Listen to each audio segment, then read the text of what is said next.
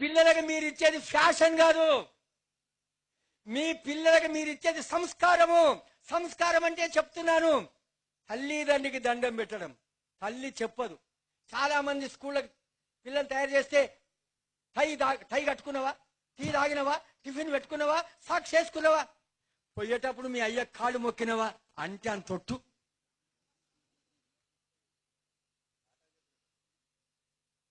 అరే ఈయన అడుగుతాడుగా మొగాయన, అరే మ్యాథ్స్ నేను వచ్చినాయి, సైన్స్ నేను వచ్చినాయి, హిస్టరీ జాగ్రఫీ వచ్చినాయి, సోషల్ స్టడీ నేను వచ్చినాయి.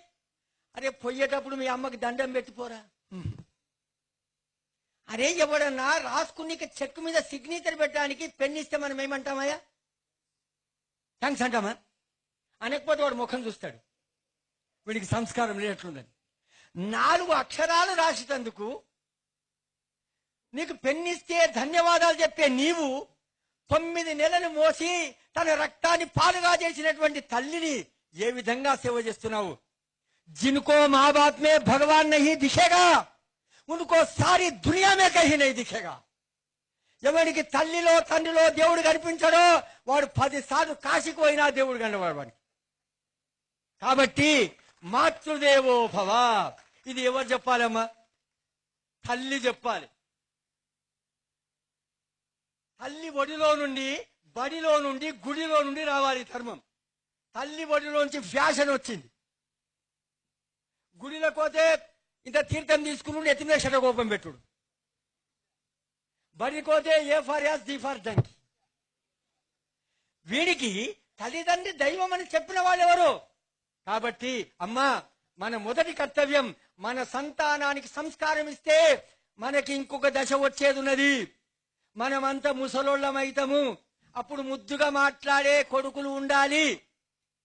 వానికి ముద్దుగా మాట్లాడే చెప్పాలి, మీ నాన్న దేవుడు మన ఇద్దరిని రక్షిస్తున్నాడు, చాలా కష్టపడుతున్నాడు తల్లి చెప్పాలి.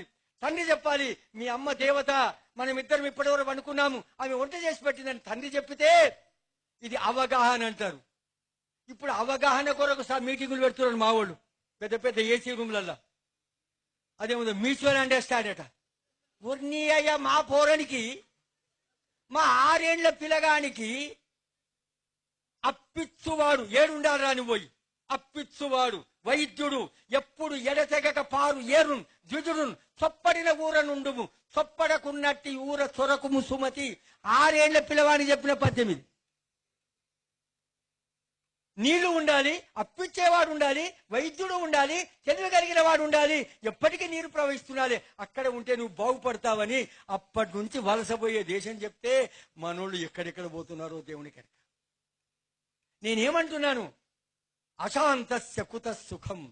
ఎంత శ్రీమంతమున్నా శాంతి లేని వాడికి సుఖం ఉండదు. వృద్ధాశ్రమాలు అవుతున్నాయి. నేను ఈ మధ్యన లాలన అనేటువంటి ఆరుమూరు దగ్గర ఆశ్రమానికి పోయినాను. పాపం సంవత్సరానికి 18 లక్షలు ఖర్చు పెడతాడట ఆ రాజిరెడ్డి గారు, పైపుల రాజిరెడ్డి. అయితే నేను అన్నాను, ఎందుకు వచ్చిందయ్యా అంటే వాడు తల్లిని తల్లి అన్నాడు, తండ్రిని తండ్రి అన్నాడు. ఎందుకంటే లేడు, వాడిని చిన్నప్పటి నుండి హాస్టల్నే పంపిస్తుంది. అదేమంటారు, ఇంకా ఇప్పుడు చిన్న 3 ఏళ్ల లోపల నర్సరీకి వెళ్ళి వానికి కేజీకి వెళ్ళి పీజీ దాకా వాడు మనతో ఉండకనే పోతే, మనం లంచాల పైసలే పంపిస్తే వాడు మనల్ని ఎట్లా ఆత్మీయుడు అనుకుంటాడు?